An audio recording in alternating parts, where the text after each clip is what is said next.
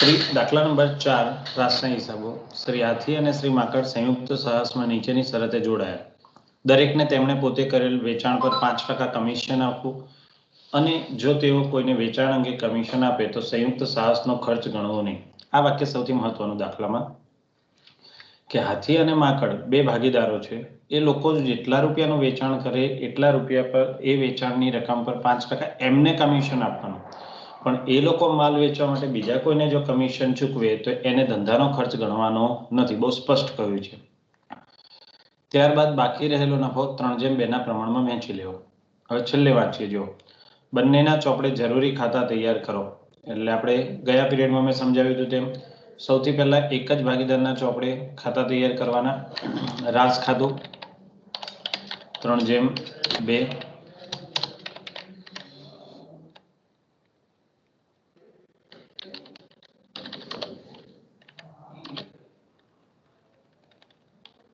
હાથીના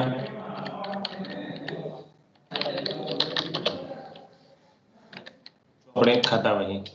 ચાલો વાંચીએ। તેમણે 1,87,500 ની કિંમતનો માલ ખરીદ્યો।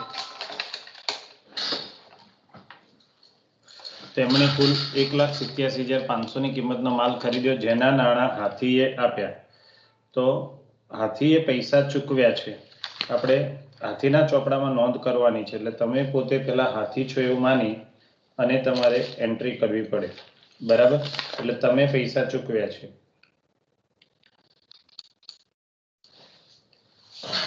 તો તમે પૈસા ચૂકવ્યા એટલે તમારી પાસેથી રોકડ જાય। કેટલા રૂપિયા ચૂકવ્યા? 1,87,500। એટલે ઉધાર બાજુ રોકડ ખાતે માલની ખરીદી 1,87,500 રૂપિયા। ત્યારબાદ હાથીએ 3 માસની મુદતની હુંડી 1,25,000 ની માંકડ પર લખી। હાથી એટલે તમે હુંડી લખો છો, માંકડ પાસેથી હુંડી મળે છે, એટલે માંકડ આપણને હુંડી આપનાર થયો। આપનાર થયો એટલે આપણી આમનો શું થાય?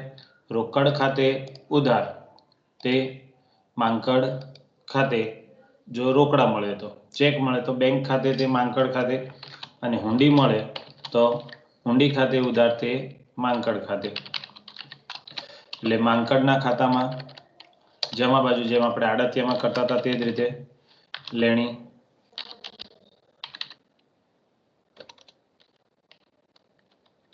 હુંડી ખાતે।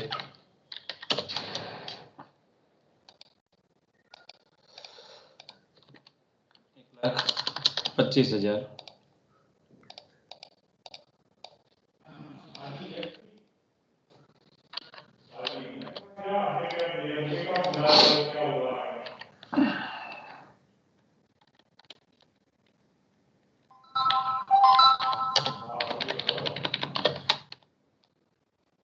ત્યાર પછી આગળ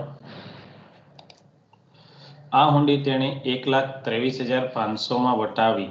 કોણે વટાવી? હાથીએ। 1,25,000 ની હુંડી 1,23,500 માં વટાવી એટલે 1,500 રૂપિયા આપણો વટાવ થયો કહેવાય, બરાબર? તો 1,500 રૂપિયા વટાવ થયો એટલે વટાવ ખર્ચ ગણાય। એ ખર્ચ ગણી આપણે નફા નુકસાન ખાતાની રાસ ખાતાની ઉધાર બાજુ એન્ટ્રી કરવી પડે 1,500 રૂપિયા। આપણે જેમ આડત માલમાં કરતા હતા સેમ એ જ રીતે લેણી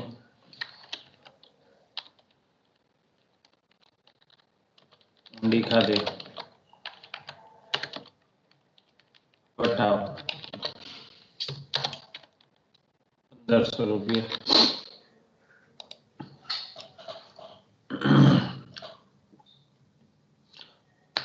વટાવ સંયુક્ત સાહસનો ખર્ચ ગણવાનો છે, જે આપણે ગણી લીધો। પાક્યા તારીખે હુંડીના નાણાં ચૂકવી આપવામાં આવ્યા। બધો જ માલ રોકડેથી વેચ્યો છે। ખર્ચ અને આવક અંગેની માહિતી। તો પહેલા આપણે હાથીની એન્ટ્રી લઈએ તો હાથીએ ચૂકવેલ ખર્ચ ગાડી ભાડું, મુસાફરી ખર્ચ, એજન્ટને આપેલ કમિશન અને વેચાણ। તો 3 ખર્ચ છે, એક વેચાણની આવક છે। જુઓ તો ઉપરના પેરેગ્રાફમાં બહુ સ્પષ્ટ શબ્દોમાં કહ્યું હતું કે જો તેઓ કોઈને વેચાણ અંગે કમિશન આપે તો સંયુક્ત સાહસનો ખર્ચ ગણવો નહીં। એટલે આ વેચાણ અંગે એજન્ટને આપેલ કમિશન એની કોઈ એન્ટ્રી થશે નહીં। આને આપણે ખર્ચ નહીં ગણવાનો એટલે એની નોંધ નહીં કરવાની, માત્ર બે જ ખર્ચ, ગાડી ભાડું અને મુસાફરી ખર્ચ તેણે ચૂકવ્યા છે એટલે રોકડ ખાતે, હાથીએ પોતે ચૂકવ્યા એટલે રોકડ ખાતે ખર્ચ.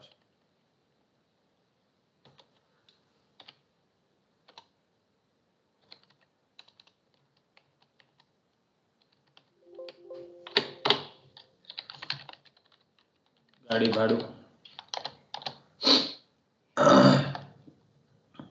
અને બીજું હતું મુસાફરી ખર્ચ.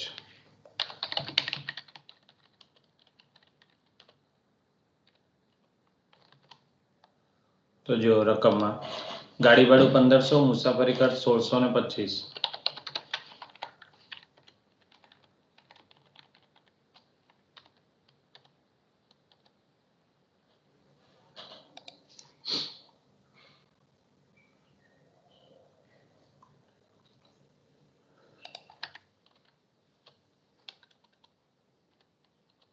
મુસાફરી ખર્ચ 1500, તો બંનેનું ટોટલ કરીએ એટલે 3125.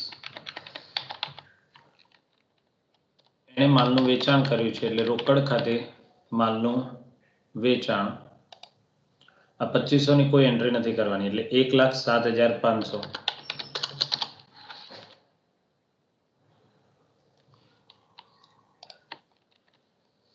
ચલો ત્યાર પછી આગળ વાંચીએ.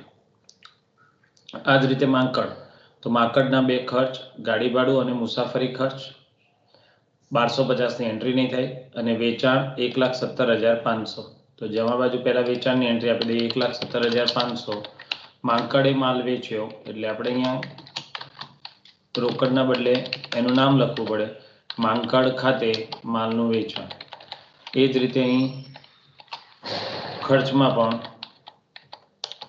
માંકડ ખાતે ખર્ચ,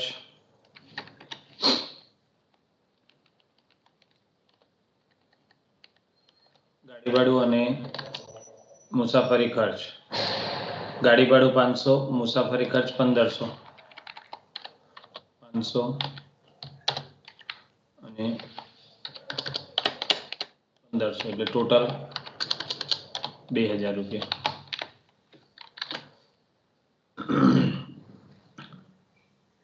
હવે અહીં પતી જાય છે. તો આ છેલ્લો પેરેગ્રાફ પછી કરીએ પહેલા ઉપરનો પેરેગ્રાફનું એક વાક્ય ભૂલાય નહીં માટે પહેલા કરી દેવાનો કે આ કમિશન કેમ નહોતું ગણવાનું. આ કમિશન એટલા માટે નહીં ગણવાનું કે આપણે એ બંને ભાગીદારોને 5% કમિશન આપવાનું છે, બરાબર. એટલે આપણે આ કમિશનને નથી ગણવાનું, તો 5% કમિશન એ ખર્ચ ગણાય એટલે આપણે અહીંયા કમિશન લખી દઈએ.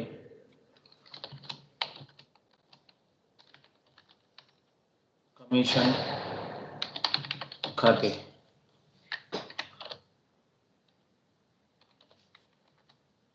%5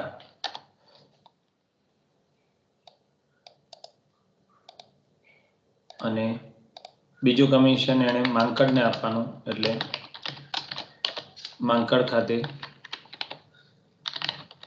કમિશન. તો કમિશન હંમેશા વેચાણના 5% હોય, બરાબર. તો ઉપર એનું પોતાનું વેચાણ કેટલું છે 1,07,500 ગુણ્યા 5%.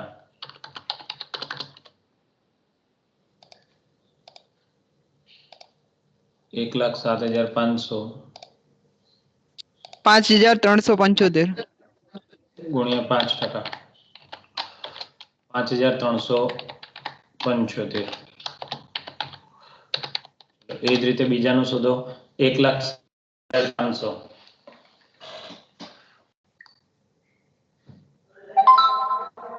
1,17,500 5,875.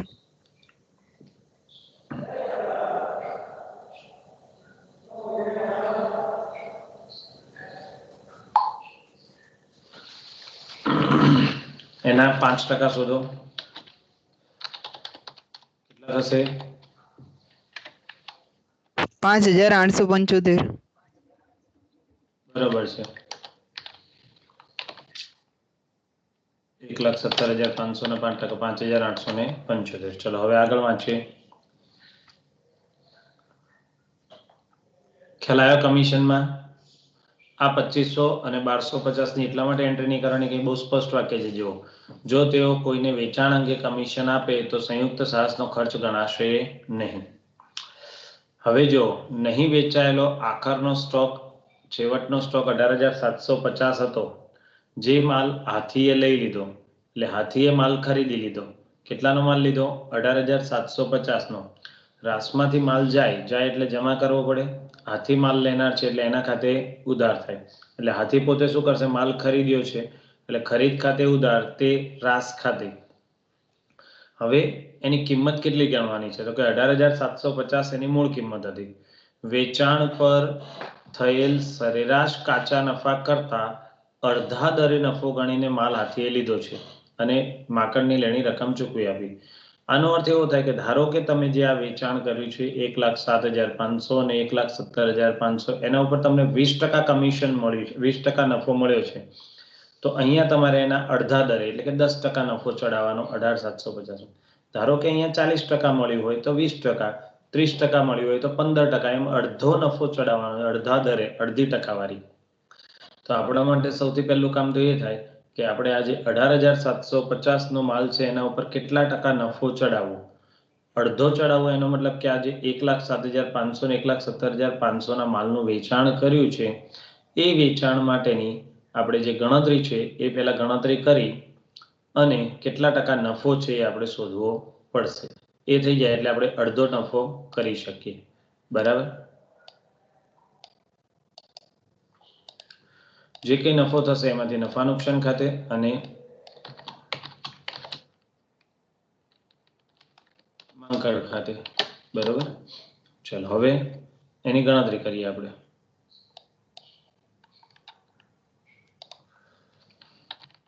હાથીએ લીધેલ માલની ગણતરી.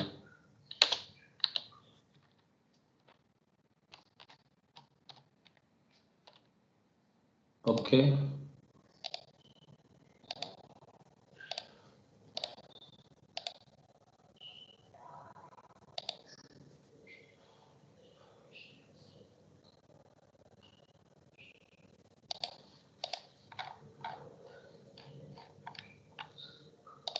હવે ચલો નફાનો દર કેવી રીતે શોધશો તમે? આટલી માહિતી આપેલી છે એમાંથી નફાનો દર કેવી રીતે શોધશો? બોલો.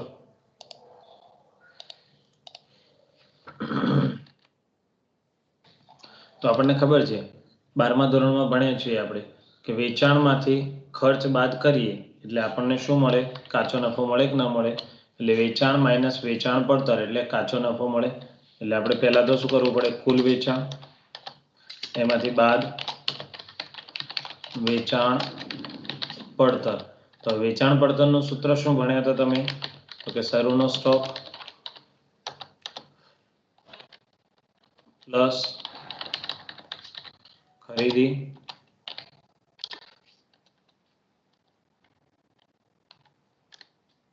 Minus આખર stock.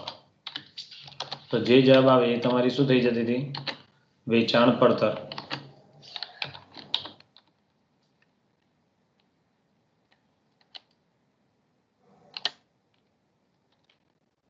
બરાબર? કુલ વેચાણ આપણી પાસે બે છે, 1,07,500 પ્લસ 1,17,500. તો ટોટલ કરો બંનેનું થઈને કેટલું વેચાણ થશે? 2,25,000. 2,25,000. બરાબર? વેચાણ પડતર સરુનો કોઈ સ્ટોક નથી. ખરીદી 1,87,500 થયેલી છે. જો 1,87,500. બરાબર? હવે આખરનો સ્ટોક આપણને કીધો છે.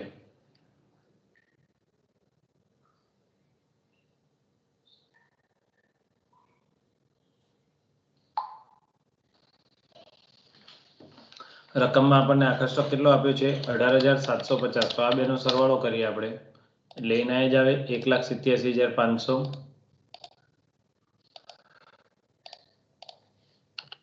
નહીં વેચાયેલો આખા સ્ટોક જેવો રકમમાં આપ્યો તો આપણને નહીં વેચાયેલ માલનો છેવટનો સ્ટોક 18,750 છે. તો હવે આપણી વેચાણ પડતર કેટલી થઈ તો કે 1,87,500 માંથી આપણે 18,750 બાદ કરીએ એ આપણી વેચાણ પડતર. તો હવે વેચાણમાંથી વેચાણ પડતર બાદ કરીએ એટલે આપણને શું મળી જાય અહીંયા કાચો નફો, બરાબર, જે આપણે જોઈએ છીએ તે કાચો નફો મળી ગયો 56,250. હવે આપણે પદ મૂકી શકીએ કે કાચો નફો આપણે શોધવાનો છે અહીંયા વેચાણ.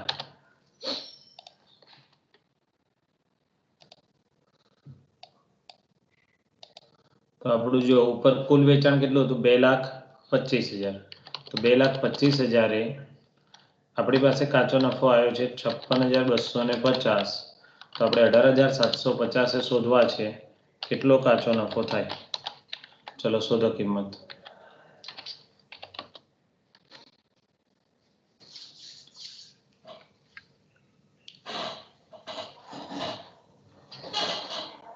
$2,25,000 56,250 તો 18,000 કેટલો? અરે 18,750 કેટલો?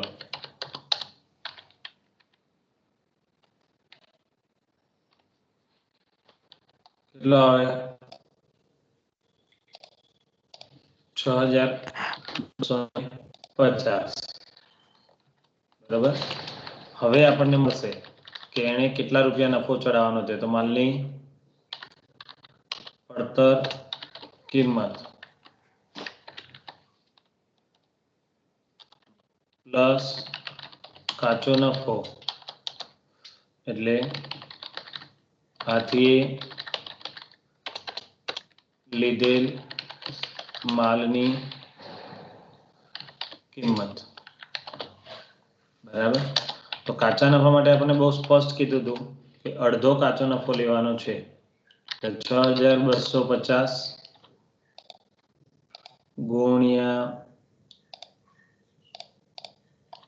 1/2 અડધો. ચલો કિંમતો શોધો. તો માલની કિંમત હતી 18,750. અડધા કેટલા થાય? 3,125. તો આમ હાથીએ લીધેલ માલની કિંમત 21,825 રૂપિયા થાય કે હાથીએ 21,825 નો માલ લઈ લીધો. તો એ માલ આપણી પાસેથી જાય એટલે આપણે જમા કરવો પડે 21,875 સોરી 25 ની.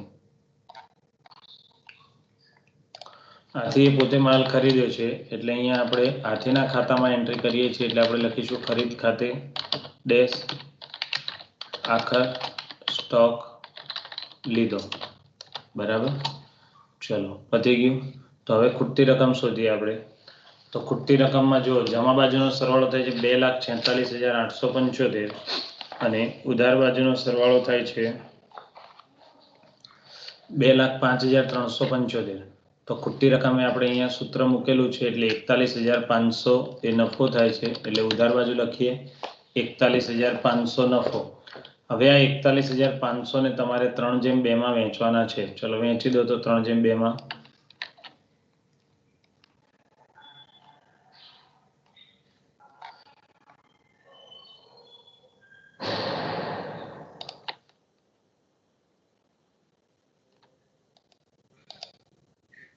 ₹24,900 24,900 16,600 16,600 એમ કરીને 41,500 થઈ ગયા. બરાબર. હવે આની બીજી એન્ટ્રી આપણે લઈએ બધી. કોના ખાતાની લેવાની? માંકડની. તો અહીંયા રાસ ખાતે માલનું વેચાણ. તો અહીં જો જમામાં માંકડ કેટલા છે? 1,17,500. 1,17,500. હવે અહીં ઉધાર બાજુની એન્ટ્રી લેવાની ખાલી માંકડની. તો જો રોકડ ખાતે ના આવે, લેણી ઊંડી નહીં, રોકડ ખાતે નહીં, માંકડ ખાતે ખર્ચ 2,000 રૂપિયા. એટલે પહેલું આપ્યું છે ખર્ચ.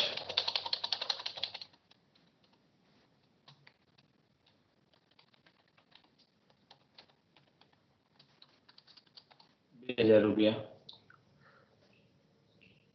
પછી માકડનું કમિશન 58,75,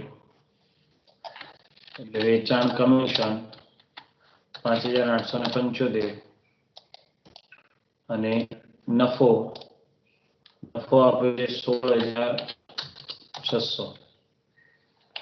તો અહીં જો જમા બાજુનું ટોટલ વધે છે 1,49,475 થાય છે, જ્યારે ઉધાર બાજુનું ટોટલ થાય છે 1,17,500. બરાબર. તો ખૂટતી રકમ આવે છે 31,975, જે આપણે માકડને ચૂકવવી પડશે. રૂપિયા 31,975. તો આ રીતે આપણું ખાતું ટેલી થઈ જાય. તો હાથીના ચોપડે એન્ટ્રી થઈ ગઈ પછી તમારા માટે બહુ અઘરું નથી. આની આ જ એન્ટ્રીઓ ફરી તમારે હવે કરવાની. કોના ચોપડે કરવાની આવશે?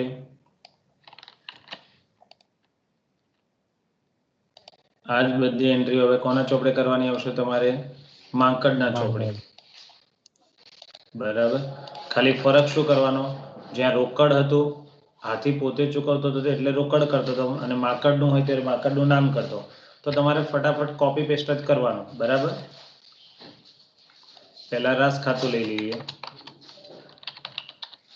રકમ કદી નથી બદલાવાની અને બાજુ પણ નહીં બદલાય. ઉધારનું ઉધાર, જમાનું જમા, ખાલી વિગત બદલાશે. તો હવે માકડના ચોપડે છીએ તો અહીંયા રોકડ લખ્યું છે, તો રોકડના બદલે હું શું લખું? બોલો. કોનું નામ લખી દેવાનું? હાથીનું. અને જ્યાં માકડનું પોતાનું નામ છે ત્યાં શું લખી દેવાનું? રોકડ. ફરી મગજમાં રાખો, હાથી પોતે કરતો હતો ત્યારે રોકડ, સામેવાળાનું નામ હોય ત્યારે સામેવાળાનું નામ. તો હવે તમે પોતે માકડ છો તો રોકડ હતું એ હાથીનો વ્યવહાર હતો, અને માકડ લખેલું હતું એ પોતાનો. એટલે જો રોકડની જગ્યાએ હાથી કરી દેવાનું અને માકડની જગ્યાએ રોકડ. ખરીદ ખાતે કોણે માલ ખરીદ્યો? તો કે હાથીએ, એટલે હાથી ખાતે આખા સ્ટોક લીધો. તો જો જમા બાજુ પતી ગયું.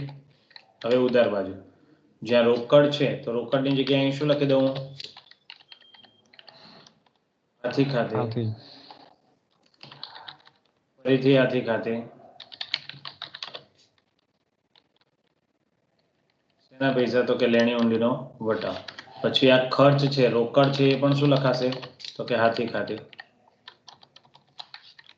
રોકડ છે, મારે માકડ લખ્યું ત્યાં શું લખી દઉં? રોકડ ખાતે.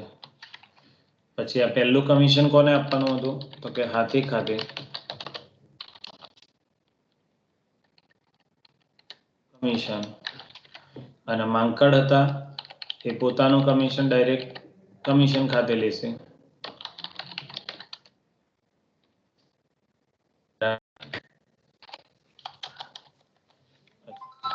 અહીંનો જે પહેલો નફો છે તે કોને આપવાનો? આપણે હાથીને. અને બીજો નફો કોને આપવાનો? માકડ પોતાનો નફો ક્યાં લઈ જશે? નફા નુકસાન ખાતે. બોલો કેટલું સહેલું છે. કોઈ વિગત, માત્ર વિગત બદલવાની, આંકડા કોઈ નહીં બદલવાના. ઉધારનું ઉધાર, જમાનું જમા, કશું જ નહીં. ફરી સમજી લો, જ્યાં હાથીનું પોતાનું નામ હતું ત્યાં એને પહેલા રોકડ લખ્યું હતું, તો એ જ નિયમ અહીંયા. જ્યાં જ્યાં માકડનું, જો અહીંયા માકડના ચોપડે છીએ તો જ્યાં જ્યાં માકડનું પોતાનું નામ છે ત્યાં બધે રોકડ કાઢે છે, અને જ્યાં જ્યાં રોકડ છે ત્યાં બધે હાથીથી.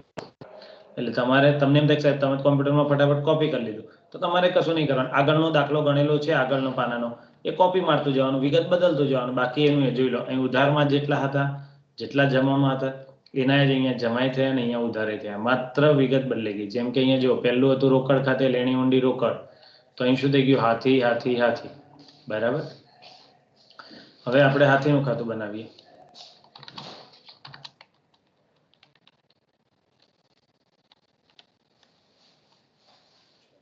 હવે ખાસ શું તમારે ધ્યાન રાખવાનું? તો માકડનું ખાતું જોવાનું ઉપરનું. હવે એમાં રાસ સિવાયના જે વ્યવહાર હોય, એટલે કે લેણી ઊંડી હોય, રોકડ હોય, બેંક હોય, એ બધા લેવાના અને વિરુદ્ધ એન્ટ્રી આપવાની. ગયા પીરિયડમાં સમજાવ્યું હતું મેં એ જ વસ્તુ ફરીથી. મેં જઈને પૈસા આપ્યા એટલે હું કહું કે જઈને ચૂકવે એટલે જઈ લેનાર છે, તો જઈ એનાથી ઊંધું કરશે કે મને સર પાસેથી પૈસા મળ્યા, એટલે સર પૈસા આપનાર છે, એટલે લેનાર છે તે ઉધાર કરે તો આપનારનું જમા કરવાનું. તો સેમ વસ્તુ અહીંયા અહીં લેણી હુંડી જમામાં છે, તો એ લેણી હુંડીને આપણે શું કરવી પડે? દેવી હુંડી તરીકે દર્શાવવી પડે. એટલે અહીં દેવી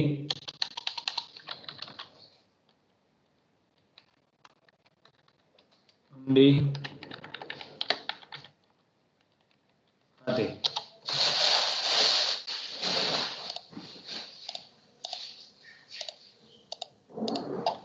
1,25,000 રૂપિયા. બરાબર. બાકી તો જે એન્ટ્રી આપણે કરતા હતા એની એ જ કે અહીંયાથી હાથીની એન્ટ્રીઓ લઈ લેવાની. હાથી ખાતે માલનું વેચાણ 1,07,500.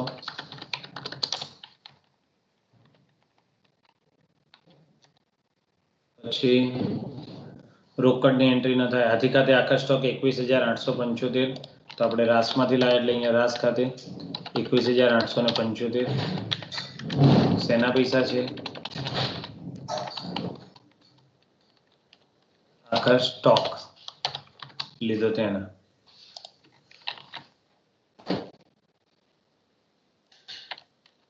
બરાબર. હવે આ બાજુથી એન્ટ્રી જો તો જો હાથી ખાતે માલની ખરીદી 1,87,500.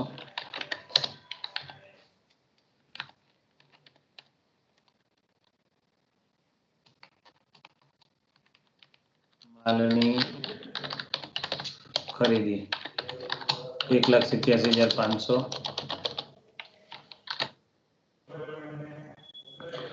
લેણી હુંડીનો વટાવ 1,500.